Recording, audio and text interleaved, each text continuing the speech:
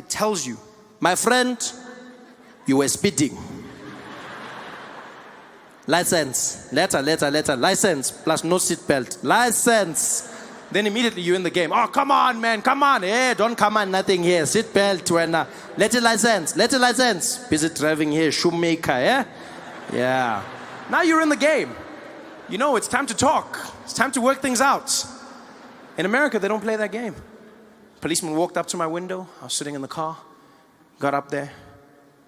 Good afternoon, sir. Good afternoon. Sir, do you know why I pulled you over? Shouldn't you know why? Why are you asking me? No, I don't know. Sorry, what did you say? I said, I don't know why you pulled me over. I pulled you over, sir, because you were speeding. Oh, okay, I didn't know. Do you know how fast you were going, sir? Did you not check your notes before you came? I feel like this is part of now I'm doing your job and my job at the same time. Sir, are you giving me attitude? No, I'm not giving you attitude. I'm just saying you can't ask me why you stopped me and then ask me how fast I was going. Next thing you're gonna ask me to write my own tickets. Sir, are you giving me attitude? You're gonna get out of this car right now, sir. Are you giving me attitude? And I was just talking to the guy because I was like, look, man, you can't say. Here's the craziest thing the cop said to me. He looked at me and he's like, sir, I'll tell you something. You were going 100 miles an hour. And I was like, 100 miles an hour? I was like, how did you know that? Where's can I see the thing? He's like, what are you talking about? I was like, show me your gun. And he's like, I got whoa, not that one, whoa. I want to see the laser gun. Show me the speed. He's like, I don't need that, sir. I estimated that you were going 100 miles. I was like, estimated? What does 100 look like? Can't just estimate 100. So he's just gonna look. He's like, I can do that, okay? I can look and estimate. I'm like, dude, that's a dangerous thing to do. So you just look and then you go, that guy's going 100. You can't just estimate. Imagine if I just did that with you, where I'm like, estimate standard 7, Penelope. Yeah? Can't just do that. I'm sorry, sir. What did you just say to me? I didn't say any. I'm just saying that it's not fair for you to it's a weird experience with police over there. And my friend was in the passenger seat. He was shitting himself the whole time. He was just like, yo, dude, shut up. Yo, dude, shut up. Shut up, Trevor. Shut up, Trevor. You're gonna get us killed. Shut up, Trevor. I was like, what do you mean get us killed for what? Why are we getting killed now? He's like, shut up, Trevor. Shut up, Trevor. I take that for granted because in America, you could get shot. You know, and you read stories and you see stories of black Americans getting shot, and that is true. They get shot at a disproportional rate. But white Americans also get shot by the police all the time. White police in America, police in general in America, are trigger happy. They don't play games. It's all racism. It's just police as a whole. Shoot first, ask questions later. There they are. You! Freeze! Did I get that order right? We take for granted the relationship we have here. In America, you read stories of people getting shot because they pulled out their wallets. In South Africa, you'll get shot because you didn't pull out your wallets. We're always talking. That's my favorite thing about South African police, is that you feel like you're part of what's happening. Pull over, the cop comes there. How are you, sir? I'm fine, how are you? Yeah, I'm fine, yeah? I don't know if you saw here. Let me just show you. Can you see here? Check the numbers. Check the numbers. See that one there? Top score. Yeah? See there? Top score, yeah? See that number there, yeah? Yeah. What does that number say?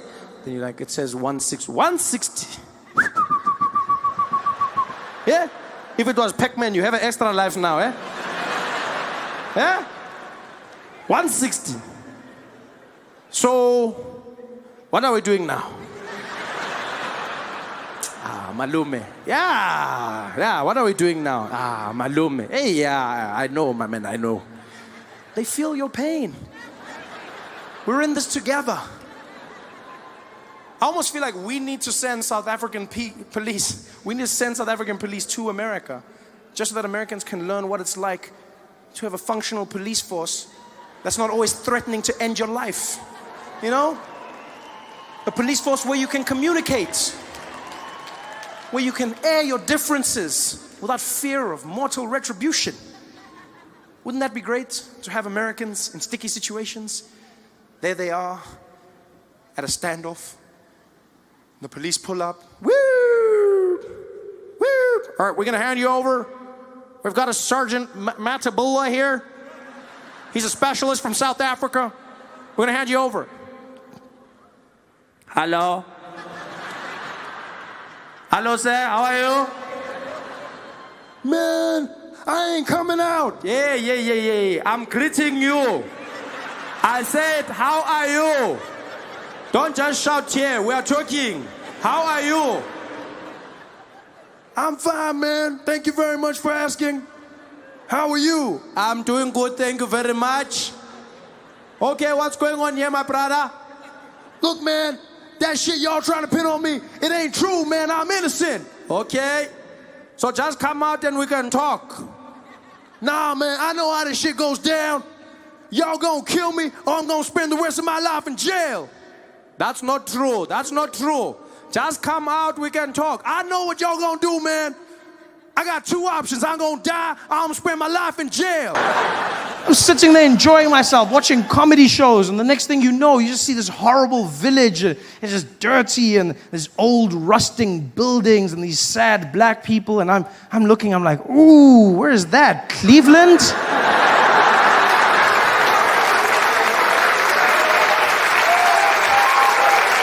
And then a thing comes up, and it's like, Africa. I'm like, really? Where? And then they show you the starving people, and it's always the same. They've always got the starving look. They always do the pose. They've always got that, like, why haven't you called look? One by one. And they show you these people, and there's a starving mother and a starving child, and it's horrible. And then there's a celebrity. There's always, the most important thing is a celebrity who comes out. And they speak for them. You know, that way we'll understand.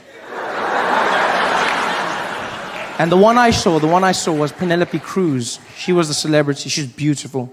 Oh, and she came out, and the starving mother and child were there, and Penelope came out, and she was next. Well, she wasn't next to them, it was blue screen, but she wanted to be there. She walked out, she pointed, and she was like, this is Africa. Did you know every year more than 5 million children in Africa die of waterborne illnesses and diseases that could have been prevented? You can make a difference in this child's life. I know you're sitting at home, and like me, you're saying, but Penelope, I'm so far. What can I do to help? Well, I'm here to tell you, it's easier than you think. And it's a wonderful message, and she's beautiful. I'm really trying to pay attention to this, but for the life of me, I can't concentrate because I'm watching, and out of the corner of my eye, there's this fly that's just buzzing around. It's buzzing, and she's just ignoring it, and the fly is there on the eye. How does a fly sit on your eye? You see with the thing in the mouth, and I can't concentrate how do they get the fly there every single time? Can somebody tell me this? In every ad, in every single ad, the fly is there, and it's always in exactly the same place for the entire ad. I can't get a fly to sit still in my kitchen for 4 seconds, and I sneak up really slowly. But they can get the fly to sit there every single time they film. I'm starting to think it's like a trick fly. It's a Hollywood fly, isn't it? One of those trained creatures from Disney. I know what those guys are capable of. I've seen Lassie. A trained fly. They probably got the fly on lockdown. They're ready. They get everybody together. They got the starving people. They're like, okay, we're ready to shoot. Where's the fly? Here, sir. Here, sir. Come on, boy. Get it. And stay. Action. Did you know every year more than 5 million children are starving?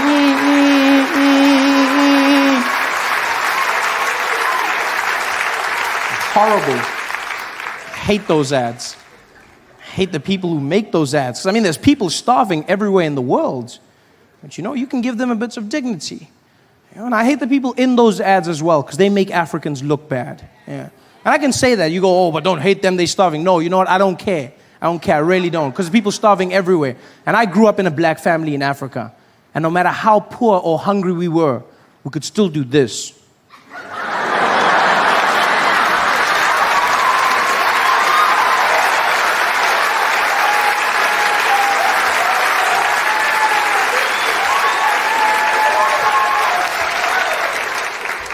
Make us look bad. Flies.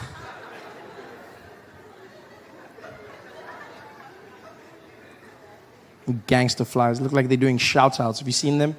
It's having a good time in front of the camera.